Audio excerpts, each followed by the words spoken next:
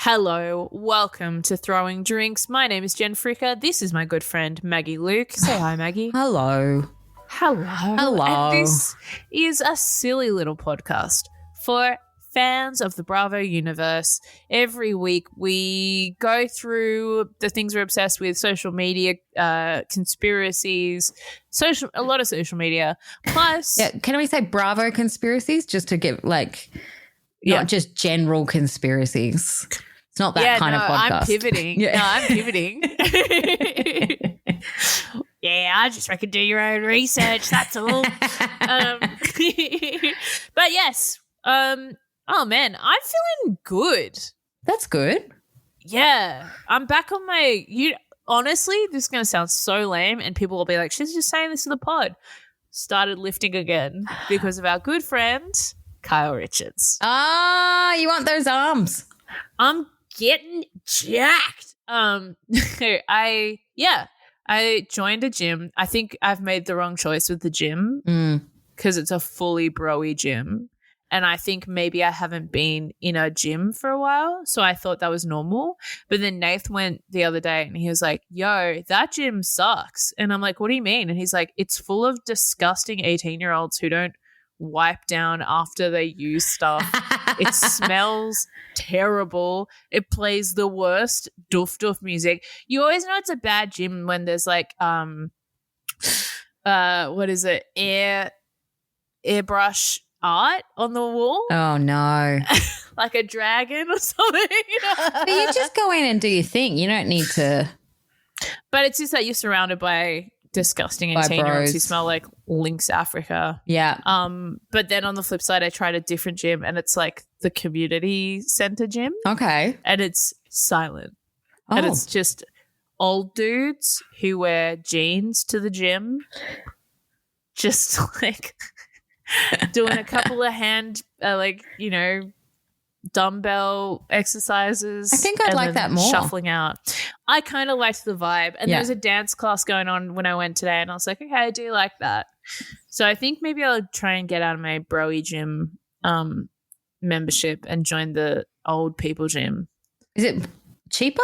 I'm guessing the old people gym, community gym would be much cheaper. Yeah. Because the other thing is the bro-y gym, it's got like a sauna and like you don't need that shit. All these other stuff. But I like it. Oh, you like the fancy frills. I love the frills. It's interesting because you got the bro-y gym and then I've never really done the bro-y gym, but I went too hard the other way. The woman gym. The woman gym, no. There needs to be an in-between. It's just awful. It literally had mama in the title, like mums. It was so shit. I went there and they don't do anything. They just fucking chat. They chat before. They want to chat to you, but not the people who really run it, the people going. The mums come 10 minutes early to change their shoes and they chat. They talk about the weather. They talk about how they got there. They talk about the school run. They don't even know you and they start a conversation. I love anonymity at a gym. Not necessarily. Yeah, you're not there to chat. I don't want to make friends and I'm definitely not a mum, so I don't know why I was there. And my legs are a bit weird, just the way I'm built. It's just like my hips and my legs are all a bit twisted. Not to the extent that it's a. What are you talking about? The way my hips and my knees are built means I can't like fully extend them to certain ways and I can't do certain things. Like lying on your side and elevating your leg up and down is a real trick for just the extension in my hip. So it's not debilitating. No. But I went to... It's not how your body works. I went to one of the mums classes and because it was the local place and there wasn't anywhere really else to go, I was just trying it out. And I said to the woman, I can't do this one because of the way my legs are made. And she was like, she just really didn't get it. And then as I was leaving, in front of everyone, she comes up to me and she goes, do you mind me asking what's really wrong with your legs? I'm like, there's nothing really wrong with it's just the way I'm built, like it's just the way I'm built. And that I was like, no, cannot come back to the mum place. I cannot do it. It's too much of a community. I don't want a community. I want a gym. I want to go in there and maybe very small talk with the really nice instructor. She does her job. You finish, you're out. Man, not a community, it's just a gym. Yeah. That should be a slogan I somewhere. would.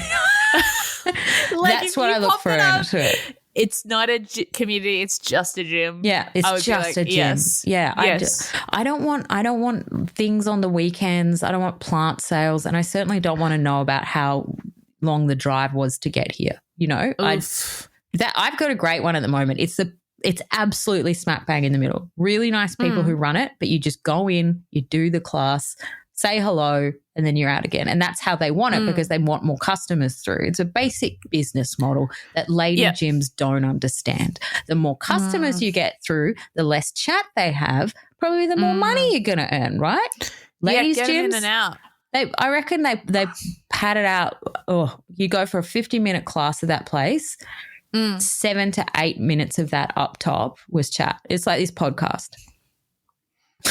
But this podcast is perfect in its construction. So I actually am now like, okay, well, this is good. It's a scientific formula, this podcast. We did rigorous academic testing of what the people want. So much testing. What do they do for the movies where they show a movie and they're like, do you like this ending? And then people are like, no. And then they go reshoot. We did exactly. We recorded 11 podcasts and got hired a cinema and got our friends to sit in the cinema. And we played every single episode of those 11 things, and they had to write down what they liked or didn't like. And then we went back and re-recorded it. That's actually our first 11 episodes, isn't it? It costed us so much money. Because this is a little peek into the behind the scenes of the podcast. Maggie originally had an accent, but it did not test well with audiences. Yeah. So we got rid of Maggie's accent. Maddie. Oh my God. And also her name was Maddie in the first draft of the podcast. I actually am Irish. My name is Maddie Mooke, and it didn't test well. They didn't like it. So we switched it around. Probably the first one you listened to back in the day when we had beloved Tom on for a couple. An Irish there was a little bit of Irish twang. That's actually why we had Tom there, because we were concerned that I wouldn't be able to maintain the Australian accent. But after a while, you just kind of get used to it, and sometimes I'll snap back. Snap back. I tell you what, speaking of Irish, I was on our stats the other day. And for fun, I don't think you've ever done this, and I certainly have never done this, is to look where our listeners actually are listening from. Oh, yeah? Where are they listening from? I mean, we've got a healthy chunk of Aussies, but we have quite a surprisingly large UK audience. Interesting. They're throwing drinks over in the UK, and I love that. They're throwing lagers. They're throwing pints. Yeah. They're throwing, I don't know, roasts on a Sunday. Yorkshire puddings. Yorkshire puddings. A can of pop. And I'm sure they're loving this. this little riff right here, they're loving it. Well, my ancestors are from England. So, don't punch down. Don't punch down. I'm celebrating your culture. It's cultural appreciation. It's celebrate my culture. Yeah. No, but it's really cool. If you're listening and you're in the UK, hit us up. I want to know what you guys are watching over there. What's big in the UK in terms of Bravo stuff? Yeah, because we have touched on Ladies of London, and I feel like it might have been one of those ones where British listeners or Irish listeners probably didn't like, because it was just really cliched London. Do you know what I mean? Sure. Or they could have loved it, or you've got some gossip about it that we need to know about, because I would love to hear any origin story based on Caroline Stanbury, who's now in Dubai, who has just had a facelift. And really, really. How's she looking? It was graphic. It was a graphic journey they put up. Oof. Oh, people, don't you feel like people who do that stuff, they're becoming way too comfortable with showing you the before? Not the before as in before the surgery, but as in the before process. The surgery is healed. Well, I'm like, I get it. Theoretically, conceptually, I get it that in order for that stuff to happen, bones are getting chiseled and broken and things are getting pulled back and all that stuff. I don't want to see it. I'm happy for you that you are making this choice for yourself. I don't need to know the mechanics. I just want to see the pudding where the proof is. Yeah. I see what you're saying. I don't understand why people show you. I thought it should be one of those things that you just go, I've always looked like this. when It's it's just when it's sleep finished. and exercise. Yeah, that's Yeah. what. When I plan my swag of surgeries, yeah, I'm just going Big to take. cans. Did you say big hands? Big cans. I remember you saying you wanted to get massive cans. Oh yeah, I'm gonna get decent breasts. You know, I think when you got I'm not that I don't mind what I've got. They're small. They're Ben calls them the Olsen twins because they're small and powerful. But cute. That's really cute. But I'm a small woman. Yeah, and I'm hourglassy with small boobs. I think if I had a bit more boob, I could really rock that kind of 1950s wiggle dress. That's what I want to be able to wear. Okay. Yeah. And then I'm going to get my semi neck done. Definitely going to get my eyelids honestly, done. you were going to say neck tattoo for a second. I'm like, where did this come from? Get a neck tat. Okay. First on my checklist, huge boobs. Second, neck tattoo. Yeah. And I wouldn't mind I wouldn't mind getting my eyelids done because I've got a beautiful droopy one happening. It's coming right down. Interesting. The cans and the neck probably won't happen. Cans and neck. But the eyelid one, genuinely, I wouldn't mind getting it done on one of them because it's gone droopy. I remember it happened to my grandpa as well. It's like a historical thing. Default along the lines. Britain. So if you see me show up in 2 weeks' time and I just look really surprised. Do you remember that happened with Renee Zellweger? What? I can't tell you what happened, but what do you mean? She's so beautiful, and she's got. I'm not saying I'm beautiful, but she's got that kind of not droopy eye. It's another word. What do they call them? Like hooded or something? Hooded eyes. Hooded. That's it. Yes. Yeah, and that's part of her look. And then she was one day on the red carpet, and her eyes looked completely different. Oh, that's right. Everyone got real mad at her because she got a bunch of surgeries. But it's also she went, and whatever happened, it went back to what it was. Oh, so it didn't take. I don't know what it was. And then she, it's so unfair.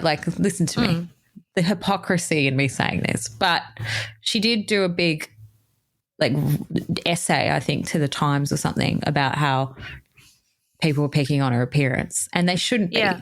But in fairness, she looked completely different.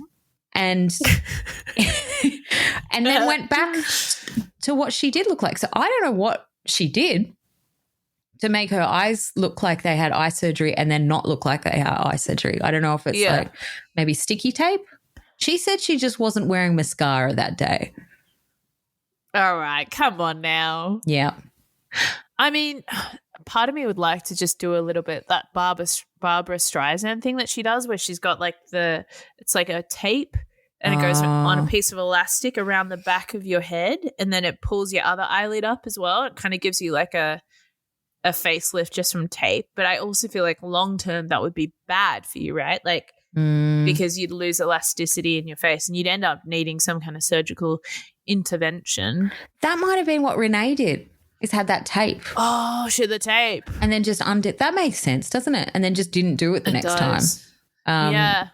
Because I can't understand how you look like you've had surgery and then undone it. Actually, that makes a lot of sense. I think we've solved that puzzle. I know you were listeners out there, you were really worried about that today.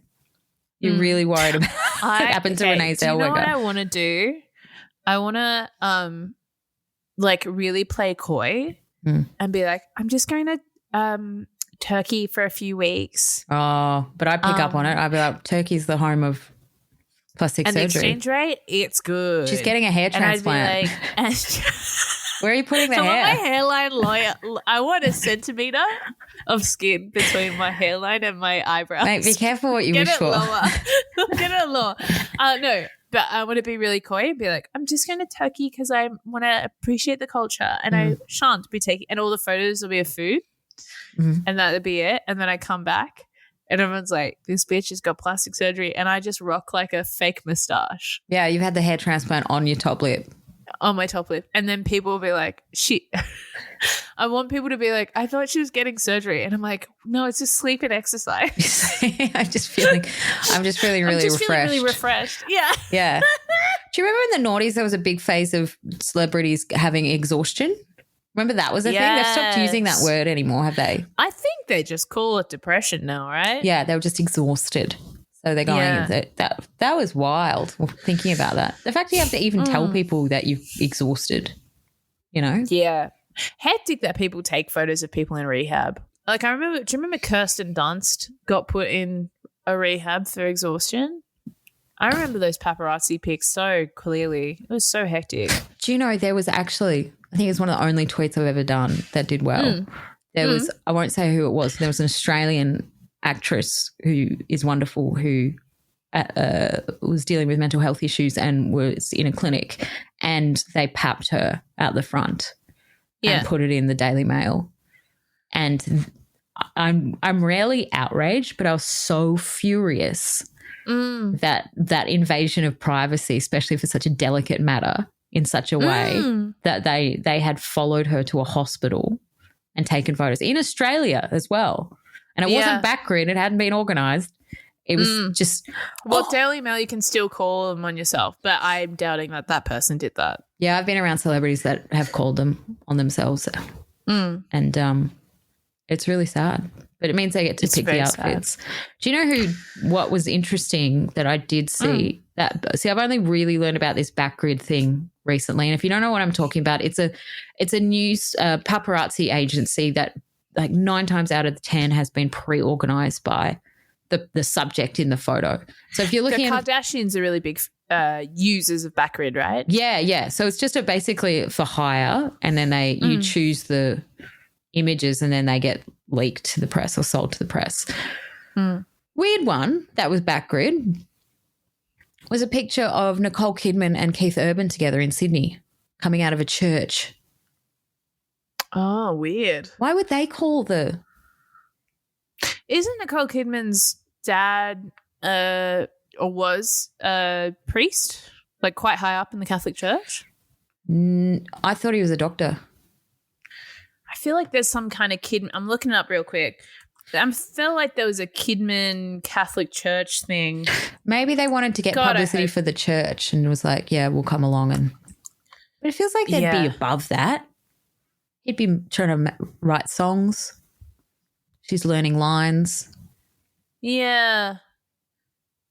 I don't know. Jen's looking it up if you're wondering. Yeah, sorry. I just Googled Kidman Catholic Church. I actually think last episode you and I did a fair bit of Googling. So while we're Googling, no, don't be sorry. I think we need to find this information out. When we're Googling stuff, we will let you know when we're typing things. You know what I'm thinking it'll be? It'll be a sound effect. Oh, like right. a Matrix sound effect. A Googling sound effect. Yeah. Yes. I think that brings more authenticity to this podcast when we don't know stuff, so we look it up. Yeah. I don't pretend to know everything. Do you know everything about something? What's the topic you know? What's your what's that show I used to work on? Hard quiz. Hard quiz.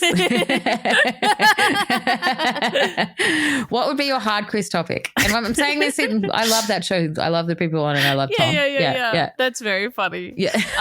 There's been so many. It all just like they're all quiz shows as well. What would be your hard quiz topic? Okay. What would be my hard quiz topic? I reckon it's some obscure band from Triple J. Probably. It'd be, like the yeahs or God, I'd love Tom to ask me about the yeahs. That would be so funny. Wait, they do celebrity hard quiz? But as in like Tom Gleeson, a lovely man, but, you know, his public persona of being stroppy and rude, him having to ask me questions about like Fever to Tell by yeahs or Art Star and things like that. I just feel like it would be so funny. There was a segment on that on Top Gun. Oh, yeah.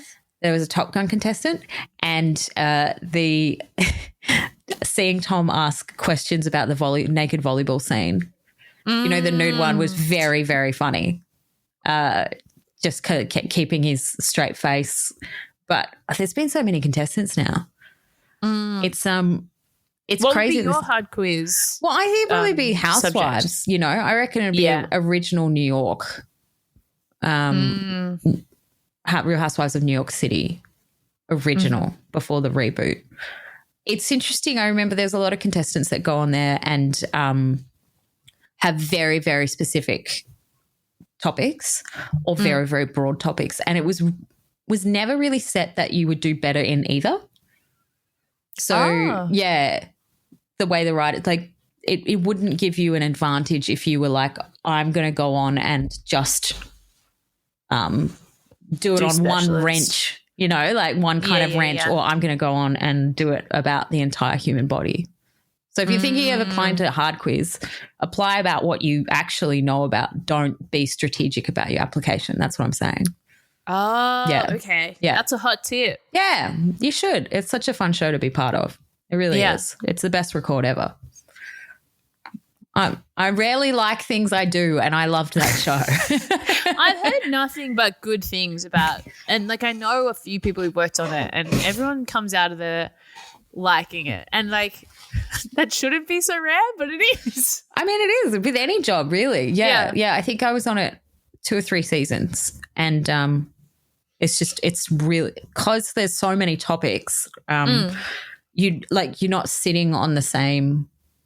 It's a huge amount of research and you're learning stuff all the time. And often you're writing or learning about topics that you know nothing about. And probably would never search out for either. No. And that's often the best stuff comes from that because you're looking at it with fresh eyes and things like that.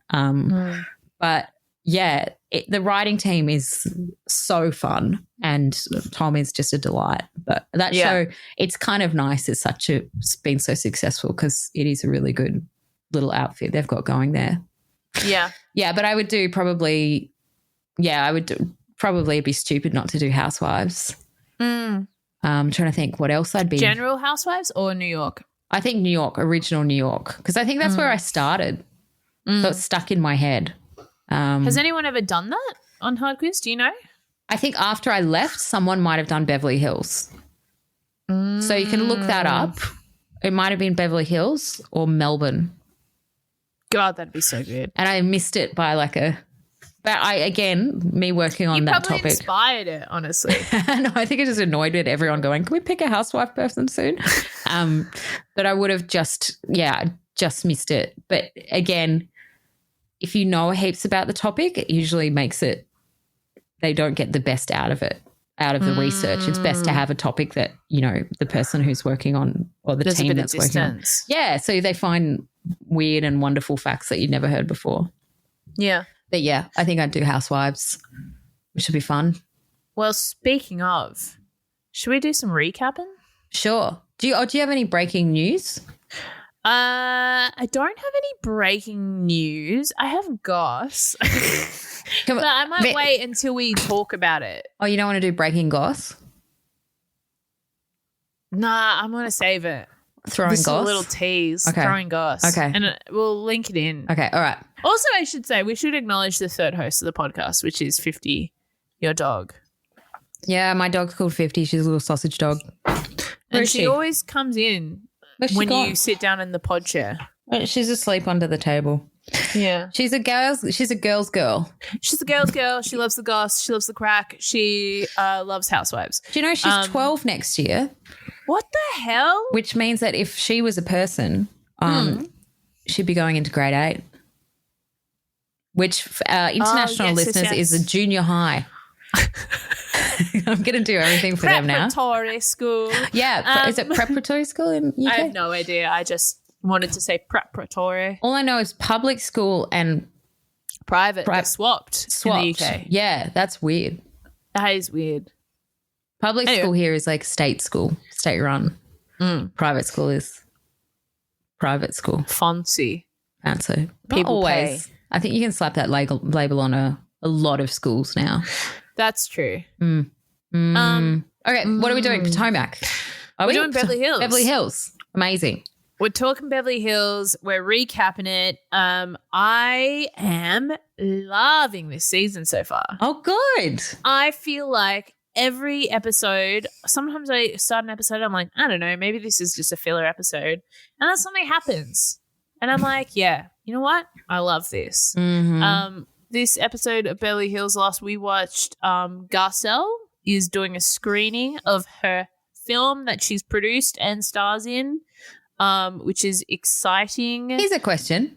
Yeah. Was it a whole film or was it a short film?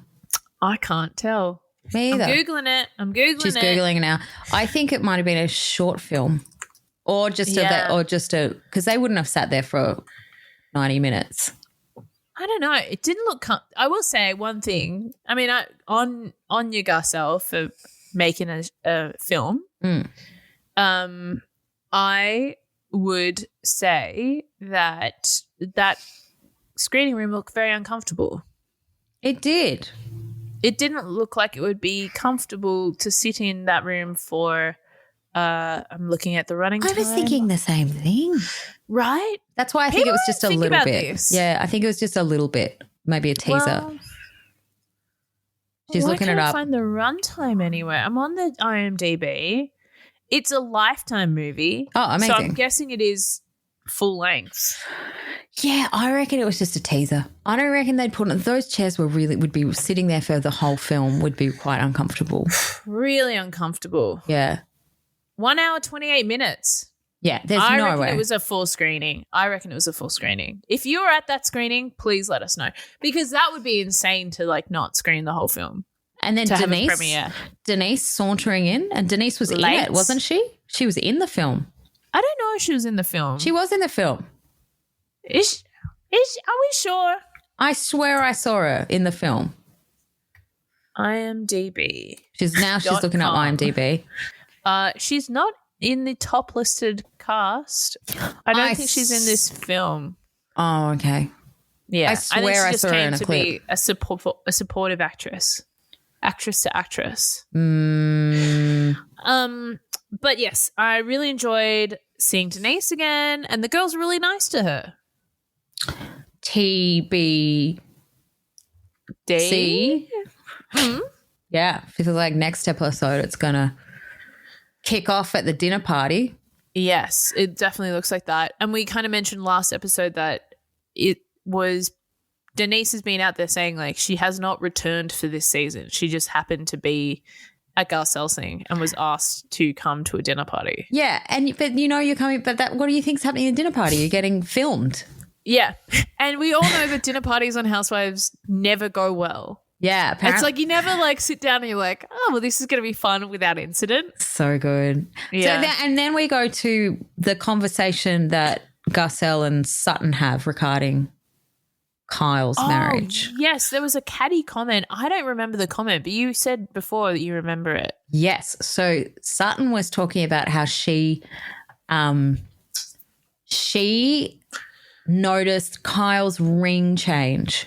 She's not wearing the ring or something. Well, she's not wearing the wedding band. It's a new ring there. Oh. And Sutton said, I noticed the ring. And then Garcelle in her confessional said, I never noticed jewelry. I didn't notice the jewelry was gone. The only jewelry I noticed was Dorit's and it hadn't gone. Now, I don't know if that's a direct language. Don't quote me directly. But so I was like, what does that mean?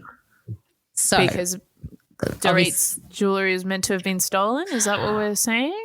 Well, I went on a deep dive of Reddit, which is probably not what you're supposed to do. But there is some serious – I mean, you think we're bad. There is some amazing housewives detectives on those threads. The main thing that was everywhere that I missed, you've missed, we've all missed, was there was a lot of allegations that the robbery was a bit questionable. Allegedly on everything we're about to say. I'm just going to say it now. Allegedly on everything. Everything. I'll say it before everything. Allegedly, the robbery was allegedly skeptical. That's what people are saying. Okay. So I'm only saying Internet detectives, not Maggie Luke. Not me. It's not the professional opinion of this podcast. We're just reporting what people are saying online in the Housewives Reddit. Reporting on, I don't want this at a Senate hearing committee. I just this is exactly. God, I actually would love to be in a Senate hearing committee talking about this. Be careful what you wish for. It's when you ever see those high profile cases where they've been able to subpoena people's phones and get all the text messages. The panic in my eyes when I remember that could be a thing over what I'm texting people, and it could be read out. I think about the emails I sent when I worked at Triple J and how all of them are subject to Freedom of Information Act. Oh yeah, that's the thing at the ABC. When you start at the ABC, they tell you that everything you do can be used at a Senate hearing committee. Yeah. Which is even your text, if you are using ABC Wi-Fi and you send a text using ABC Wi-Fi, then that is then applicable to a Freedom of Information Act request. Yeah. So but also it's not the thing to tell a room of comedy writers, because the first thing they do is start sending emails that they want to be read in a Senate committee hearing. Anyway, allegedly all this stuff. So I'm just providing context possibly to what Garcelle is talking about. Mm-hmm. So allegedly all these people saying that there's iffy things, that's just all a bit silly, that potentially it was a setup. I'm not saying by who, because of the things that were taken and the timing of what it was taken, and potentially like it was very Kardashian-y, allegedly kind of vibes. And, they were saying they were picking up on the details that, Perhaps we missed. And it could be absolutely insane rabbit hole stuff. But things like, the break-in was, very early in the evening, the weirdness of the phone, leaving the phone there, like all stuff which could have be innocently, not innocently happened. But that's what all the internet detectives are saying.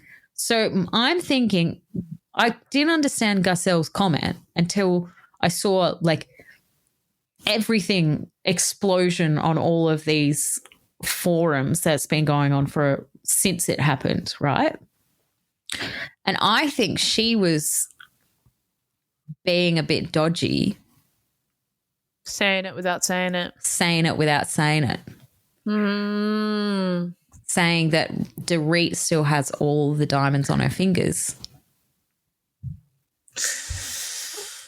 Allegedly.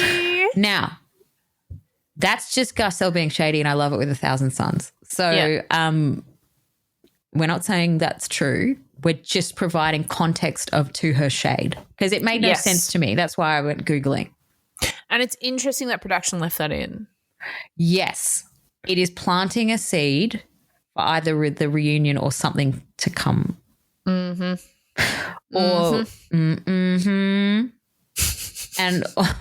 or wanting people like us to go, what does that mean? And then Google it and find out for themselves without production actually having to say anything. And then it comes up in reunion like, Maggie from Melbourne, Australia says, what did you mean by that comment, Allegedly. Yeah, exactly. So, go back and watch that. Or is that if we've got it wrong, if it's something that's completely innocent, let us know. Please. But I couldn't see another reason for it. A couple other things I really kind of enjoyed this episode. Fucking how cool is Garcelle's son going up to Erica and being like, hey, just want to let you know it's all good. Yeah, what a dude. I'm like, that's so good. Garcelle's winning. She's absolutely the queen of this new. Yeah. She's come in, dethroned Kyle. Absolute best queen. Looks. Best. Like, funniest as well. Yeah. Yeah. Has level. Actual things going on. Yeah, beloved. Obviously from all the BravoCon stuff. You can tell she's the absolutely. The wash-up seems everyone was like, the vibe I get from BravoCon now a few weeks out is that everyone loves Garcelle. Everyone thought Kyle and Dorit were rude. Like, did you see that TikTok where Erin talks about how she gets asked, Erin from New York gets asked who was the rudest at BravoCon, and I think she just straight up names them. Yeah. I mean, but isn't that what we want from our housewives? I mean, yeah, that's true. I don't want them being like, hey, how are you? Oh my gosh, let's get a coffee. I want them to be inaccessible to me. Kyle, I can understand. She's a household name. And also, she seems like she's going through some stuff. She's going through stuff. You don't want to just talk to people. Dorit's been on it for 5 seasons? That's not Kyle. Kyle's been, she's like the Kyle's OG. Been day dot. Yeah. I think she's the longest running housewife now. Now Vicky's left. Yeah. I did see Kathy Hilton commented on her today. Did you see that? On Kyle's marriage. No. Yeah, Kathy let the cat out of the bag a bit. What'd she say? She was on the Today Show in the US, not our Today Show. Can you imagine how good that would be? God, yeah. And she said that they said, we got to ask you about Kyle. Is it true? And her response was something like, Kyle doesn't do anything unless she's sure. And I just want her to be happy. I.e., she's made the decision for a very good reason. And the decision has been made. And I don't know if that's going to help their relationship. But she actually said it like, you know, like a soft big sister way. But I don't know whether she was supposed to say anything. I mean, I feel like that's just going to be more drama, right? Yeah, exactly. So anyway, let's move on to the next one. Yeah, Salt Lake. That was a Pioneer Day. Fun episode. Just bangers of episodes on Salt Lake this season. Getting all the women to dress up as pioneer women and making them chew and butter is so funny. Like, I love how Meredith just kept going. She's like, it doesn't take 2 hours. It doesn't take 20 minutes. She's just shaking this bottle of cream. And just like the cutaways in the tense exchanges between the women, and then just someone's always in the background being like shaking the butter. It's so funny. Like, they really know how to edit for comedy on that. And like whatever producer put together that day, my hat is off to you because you nailed it. So good. Oh, it took me back to like when I was little, I got the wrong end of the stick, and someone at school mentioned that's how butter made, like the teacher did or something. And then I went home and tried to make butter. But really what would have happened was Mum walking into the kitchen. I remember her just being shocked. And I was had a bowl with like the electric beaters in it. Yeah. I was blending milk.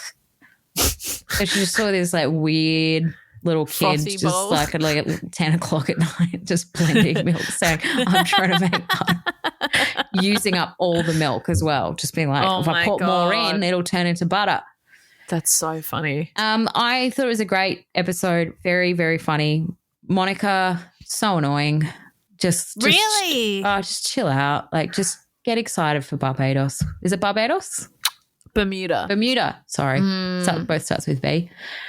We're very far away from there. In Australia. It's kind of far away countries for names. We're just little babies. Yeah, I don't know. What do you think? I would just... Yeah, look, I feel like, I mean, Monica and Lisa Barlow are what is making me watch this season, I feel. Okay, yeah. Like, it is just great TV. Both of them are both insufferable and awesome in their own ways. It's like... what is it? An immovable object meeting an unstoppable force. It's just so funny. They're so Sinatra. different. But it's just they're so different. Yeah. But them together is so good. Like, just the way they fight each other is so good. Lisa's so naturally relentless. She doesn't even realize that the camera awareness has gone completely with her, and that's what makes her so much fun. I love Lisa. She's really climbed the ranks in my favorite housewives of all time, I think. Yeah. She's completely... She's dominating the whole thing. Oh my gosh. I kind of like how Heather's starting to slowly turn. Like she's trying with Monica, isn't she? She really tried. Yeah, I think so. I don't know. Also, I just think Heather is so conflict resistant. Yeah, but I don't know why. I feel like she is trying to align with Lisa within this season. I think it's because Jen Shah always stood in between her and Lisa. Yes. And also Meredith Marks always stood in between her and Lisa. And I think she always chased Lisa's approval from the first season. Like, we saw her, being like, oh, Lisa just referred to me as like a good time girl and said she didn't really know me even though we were at college together. Like, I think she's always wanted that approval, and the universe has aligned in a way that it's going to make it happen. And I'm intrigued because I think that's an interesting matchup. I'm excited for the revelation when they go overseas. It's got to be that. Yeah, it's got to be that. That's good. Monica, the build is huge. They've leaked it perfectly. Yeah, it was a great episode. Great to see Meredith back in the mix. She's stepped back in. Meredith and Seth on their podcast, Hanging by a Thread. Imagine calling your relationship podcast Hanging by a Thread. I don't know. I think they're kind of a bit dark in a funny way. Like a little bit sick, those two, and I like it. Yeah. I want to know more about how their life works, how, like, you know, Whitney keeps saying that they're living in rentals, and I'm like, wait, what's happening here? I want to know exactly what the situation is. They're not digging into that. Andy, if you're listening, can we get into that? Because I'd really like to know why. Where do they live? Why are they in – I still don't understand why they're in Utah, because Seth works interstate, right? Yeah, yeah. Why is she in Utah when she's got because her label's based in Utah, I guess. Is it though? I mean, that's what, she's got a shop or something there. Yeah. She might be a bit like Jessel. Where they're kind of moving to where the opportunity is, as Jessel says. Yeah. Yeah.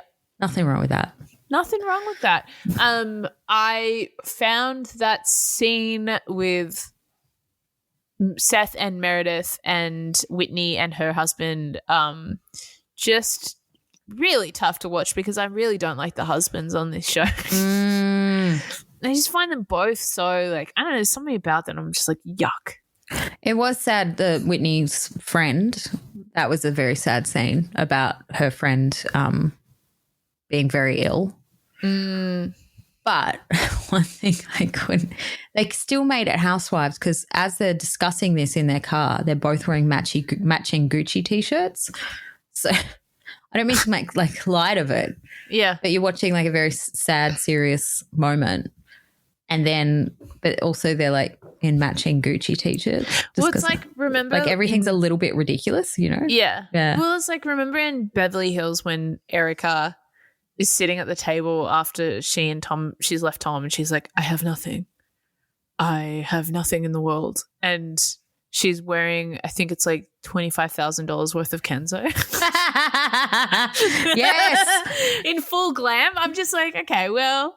It's good. Yeah. What? Just jumping back to Beverly Hills quickly, Dorit not having glam and that scene that she had with Crystal in Crystal's house when she was ripping into Sutton. Very subtle outfits this year compared to what she used to do. No, remember she used to do every scene was a moment. Yes. Very extra. Yeah, maybe production's like, dude, you're running us like an hour and a half late every time. We can't wait any longer. We can't wait any. You got to fix it. I mean, yeah, I don't know. Potential money problems. I don't make everything about PTSD, but maybe it's also just not wanting to be as ostentatious or visible. Here's something salacious. I actually think she looks better without all of that stuff. Me too. Sometimes I look at her from like 5 years ago, like when she first joined, and I'm like, she's something, you know, obviously wasn't as extra, and like perhaps she dressed a bit more plainly, but I felt she was kind of elegant in her simplicity. Maybe she's going to be more chic. Chic? Oh, chic. So chic. Oh, that's so chic. All right. What are we looking at now? We're looking at Potomac, baby. Amazing.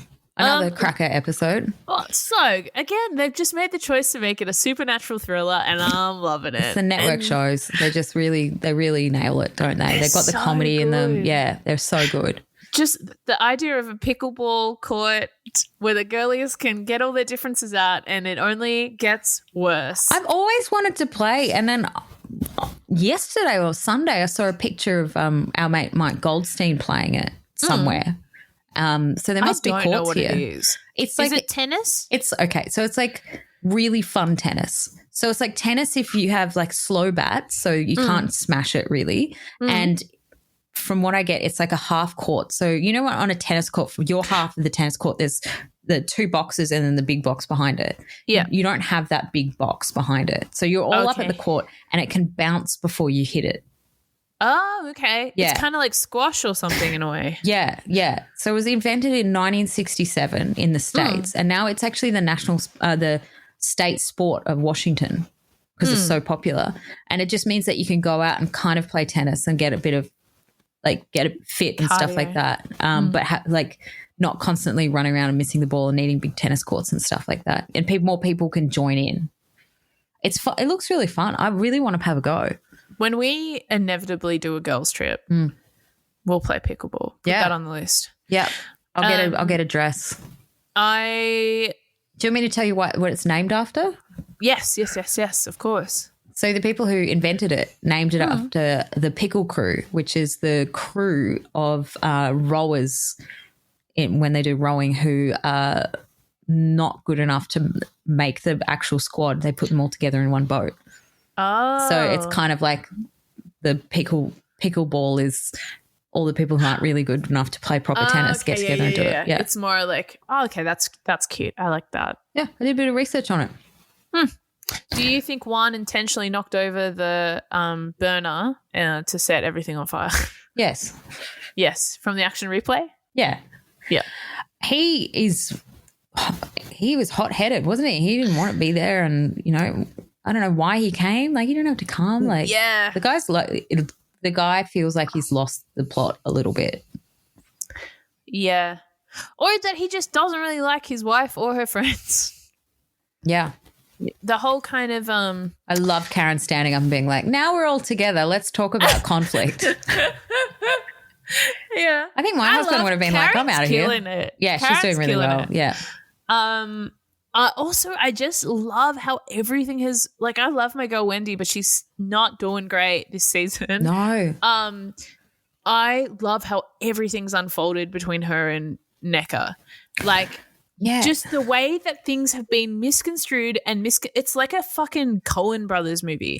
You know what I mean? Which is misunderstanding after misunderstanding, and then someone will end up dead, straight up. Yeah. And the confrontation between Necker's husband and Eddie about the Facebook unfollowing was so uncomfortable to watch. It was truly cringeworthy. What didn't someone said it was like Eddie looked like the character from Get Out, where he just didn't know where to go. Necker said that. Necker said that. Yeah. He looked like the character. His eyes were like, I don't know which way to go. So clearly Wendy had made him do this. Yeah. And he's not good at lying, and he knows exactly who this person is. Yeah. And he's just getting confronted not only by this guy, but 11 housewives at the same time. On camera. He's just standing there going, oh my God. Back against the pickleball court. It's the whole thing. But going in hot, Necker's husband, I mean, this is really it's really interesting. I don't know why this is interesting, but the way how doctors in the States, we talked about this last time, can act a certain way on a reality show and it doesn't seem to have repercussions for their business. Totally. You would get deregistered and stuff here, I'm assuming, because it's behavioral. Yeah. But you can accost someone on a pickleball court after, so it's really strange. Yeah. Very funny. I loved how when Necker and Wendy were going at it, then Karen came round behind Robin and we're watching it, being like, did you do this? No, you did this. It's so good. And then Wendy absconding with fucking Mia for a second. It's what do you think this is going to do? This is no good. She's not going to help you. I just feel like I do get really... Oh, my God. I'm so sorry. Oh, my God. Do you need to take that? Fucking loud. No, it was... I thought my shit was on Do Not Disturb, but apparently it's not. Anyway, sorry, go ahead. Whenever anyone's on Do Not Disturb, I plow through. What do you mean? If I see I'm trying to tell someone something and they've got their settings on the quiet mode, I keep going. I don't know As in, you'll get the notification this will be delivered quietly, or do you still want to send this with notification? You'll be yes. Every time. Every time. Funny. I'm like, nah, fuck this. I've got something to say. I don't know what, I don't care what they're doing. It must be so annoying. Just quickly on Potomac, I just love, I love Necker. She's great. And Wendy is pissing me off a bit because it's when people argue with someone and they don't let the other person get a word in. Yeah. And I think that's like her training being like a commentator or like a legal background. It's like if I just talk over you, like I know people like that, if I just keep talking and talking loud and fast about stuff, then eventually you'll back down or it'll stop. But Neck is also a lawyer, right? Oh yeah, so she's kind of, but she's seems more gracious in the way she's trying to listen to Wendy, going, "What do you're not even listening to what I have to say," and then Wendy's just going, in her face like that, and then Ashley Darby's just kind of loitering in the background, which just I'm starting the whole as thing. Well. Just oh my gosh, just dropping a bomb and walking away. There's nothing. I love the claim accountability. That's what I love that she's done. She's like, yeah, I started this. I could see this could be really good, and it has been really good. And she's like, sorry, I've misinterpreted the information, but I misspoke. But it's taken it to the level that what she did initially doesn't really matter anymore. No, totally. Yeah. Oh, I love it. It's really good. They just put a second Wendy in, and I like every like moment of it. I'm not saying that because they're both Nigerian, but like their attitudes towards things, the way they argue. As in, they're very forthright with their opinions. They're very articulate. Yeah, exactly. And they're very like confident in themselves. Yeah. It's good. Whereas like I feel like, for example, Amia doesn't know how to fight with words. Yes, exactly. And so that's how she gets run down so easily. I wonder if she'll make the cut next year. I feel like they're kind of sidelining her out. She hasn't had a really strong story in these first couple of episodes. Yeah. There's some weird shit that's going on in her family, and maybe that's going to come out soon, and she's kind of pulled back about it. Yeah. Speaking of weird shit, how did you feel about Sydney?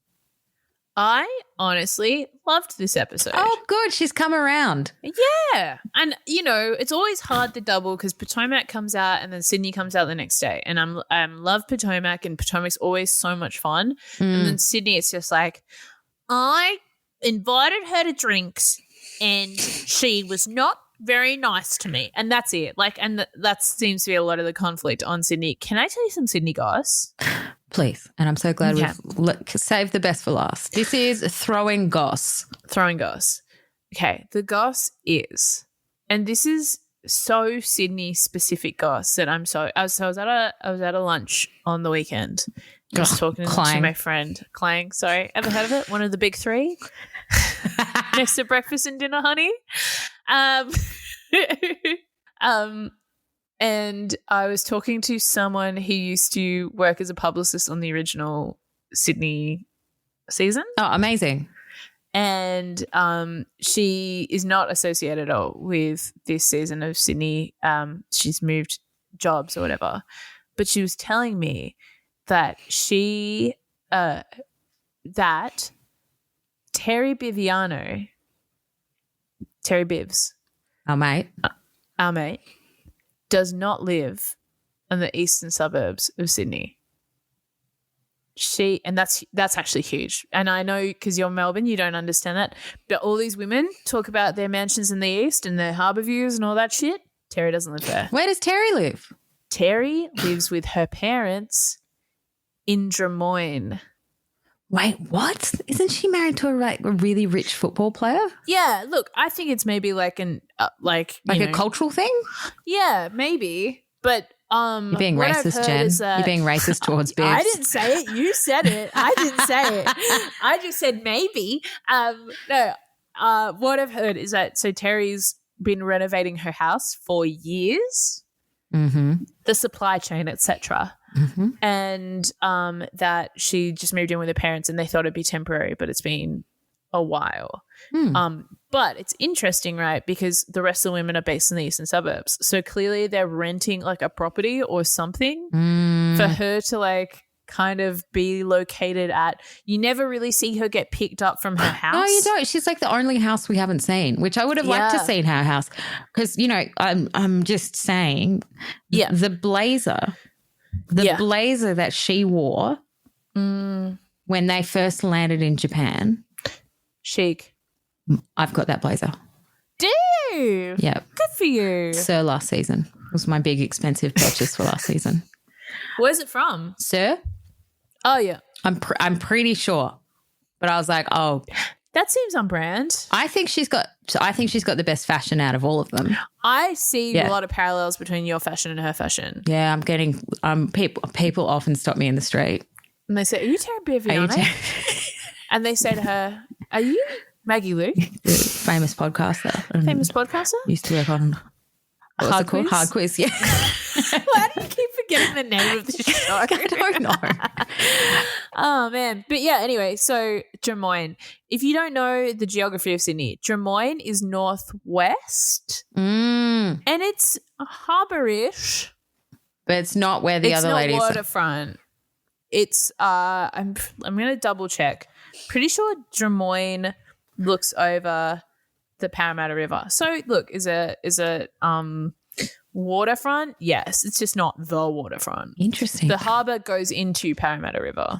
But we're saying that she's got out of all of them the most eastern suburbs accent. Oh, and it was really hidden. Really, yeah. It's like it's different to. I can do the Toorak one, the Brighton one. What's the Brighton one? Brighton is like Brighton. You have like Pruntrud from. It's very bright, right? Like, yes, bright. And we've got that kind of English twang to it. It's like your tongue's tucked between behind your lower teeth. Brighton and like people. Brighton. It's interesting because like I've known people to just move there and like take on the accent. You're like, nah, you got to be homegrown for that to work. But I feel like Sydney suburbs. I feel like it's a similar accent to Eastern Zed, but she has a very strong one. And this episode went. Maybe she was talking more that we. Yeah, I liked her in this episode. It's like a bit. Oh, really?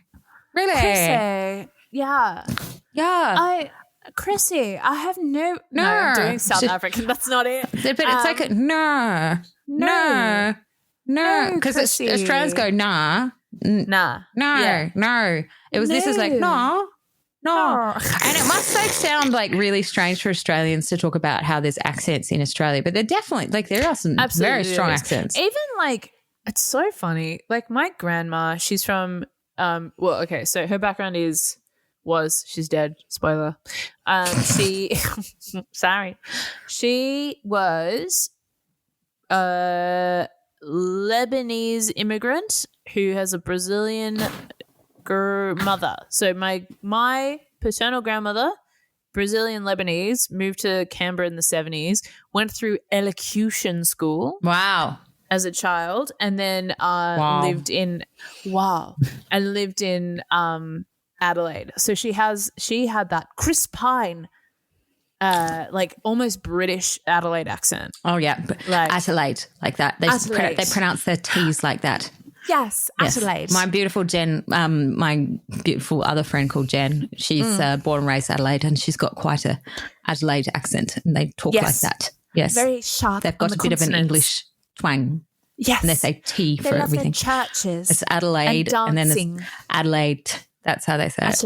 Adelaide. Yeah. And so she would always yell at my brother and I because she said we had Northern Beaches accents. What's that? Rough. So it's like, I guess Northern Beaches used to be very working class. And so saying like a lot or saying that she was like from her like elocution, June Daly Watkins elocution type June Daly Watkins, wow. Yeah, that's an old school reference. Common, very common. Interesting. But then I get told I have a very neutral accent. So I don't know. You got a radio voice. You've blended it all together. Because I was born in Adelaide and moved to Queensland, Adelaide. I remember I think as a kid I did have it, and I used to get teased at school. So I did everything I could to take on board the local accent. And I think it's blended, but the Queensland does come out like when I'm angry or upset. I think it's quite strong. I get told, and I don't even notice it really. But if you don't know a Queensland accent, it's kind of like I suppose it's like the Texan version of Australian accents. It's a bit rough and very nasal, and you say, I suppose swimming pool and pool and castle and things like that. It's kind of a rough accent. I feel like it's what people think Australian accents are if you're from overseas. Yeah, absolutely. Yeah, I couldn't tell you what a fucking Perth accent is. Oh, it's It's like weird American R's, like Perth. Yeah, I'm from Perth. Yeah. A lot of weird American R's, and then also kind of I don't know. Weirdly, it's like a hybrid of like a Queensland and an Adelaide accent. It's weird, yeah. I don't know. I think it's because when I go to Perth, I stay with Texans, so I don't really get the full experience. But it's. Why were we talking about this? Oh, because of Terry Beebe. Yes. Terry's fair accent. That's not true. That's not true, Chrissy. That's not true. That's not true. And you need to know that. You need to know that. True. Yeah. I mean, I love her. She's great, and she's really bringing it. And I don't know. I feel like she just doesn't like Chrissy as a person. She's too nice to say it. She's sitting there. She's being diplomatic. She's being very diplomatic, and she's obviously having a lot more fun with Kate. And probably in her social circles, I'm assuming Kate would be much more around. Man, okay, I used to like Kate. This episode, I'm just getting so dark on her. Mate, I've never warmed to Kate. Yeah. You know this. Just her being like, this is so embarrassing. This is so, when they're watching negative. that like pole dancer in the bar. But I was like, we did find that out. We found that thing out, remember, this week? That old article. I found an old ABC Life article that came out before the show launched talking about Kate. And she says she's watched every single episode of Housewives ever. She's a super fan. And you knew that, right? I feel like when we talked about their taglines, we need to go back and listen to the episode. But I'm pretty sure you're talking about Caroline, because Caroline in her pre-interviews was like, yeah, I've never watched an episode of Housewives. No, That's this is Kate. Kate. Yeah, Kate. So now I watch this. It feels kind of performative. I'm like, you're just trying to be a housewife. You're not being yourself. So you've brought all like this, I need to bring conflict. I need to have a moment, all of that. You're like, oh, come on, mate. But I'm loving Nicole. Nicole can do no wrong. I love how she just says something. Chrissy. Yes. She says, and Nicole just goes, and what did you think? Like that. Really, and like, just, and where did you go to school? Like that. She's got a bit of a teacher, principal kind of vibe to her. Yeah. Oh, stop. Like just the smallest thing will be come on, girls. Will have a really strong statement like that. And yes. I just love her. She's sitting there in her like fucking full Dolce & Gabbana. Oh, man, when they're sweating in the tea service, that was pretty funny. That whole kimono ceremony was so cool. Yeah, it was great.